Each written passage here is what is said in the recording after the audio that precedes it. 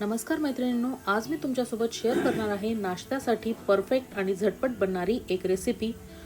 दररोज आपल्याला पोहे किंवा उपमा खाण्याचा कंटाळा येतो, तर अशा वेळेस नवीन काहीतरी रेसिपी पाहिजे असते आणि झटपट बनणारी।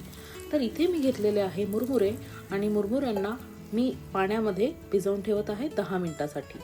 तर आपल्याला भडंग मुरमुऱ्यांचा वापर म्हणजे जाड जे मुरमुरे असतात त्यांचा वापर आपल्याला नाही करायचा आहे। तर आपल्याला हे पातळ जे मुरमुरे आहे बारीकवाले त्यांचा वापर करायचा आहे आणि ह्याच्यामध्ये 10 मिनिटं आपल्याला पाण्यामध्ये भिजवायचं आहे, जेणेकरून त्याच्यात असलेली धूळ निघून जाईल किंवा मातीही स्वच्छ होईल।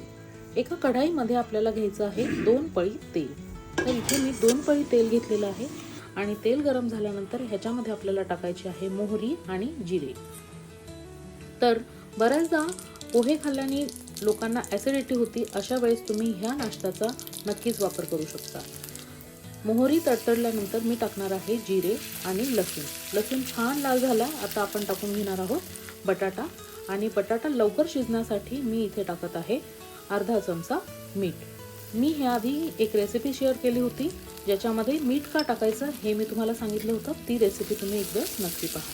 तर बटाटा शिजल्यानंतर मी इथे टाकलेला आहे कांदा, हिरवी मिरची आणि कढीपत्ता।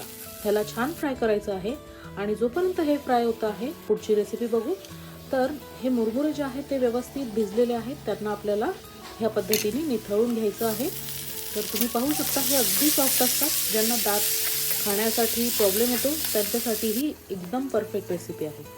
कांदा चांगला फ्राय झाल्यानंतर मी इथे टाकलेला आहे टोमॅटो आणि तुम्हाला हवं असेल तर तुम्ही गाजर, मटार किंवा शिमला मिरचीचा देखील याच्यामध्ये वापर करू शकता, खूप छान येतो।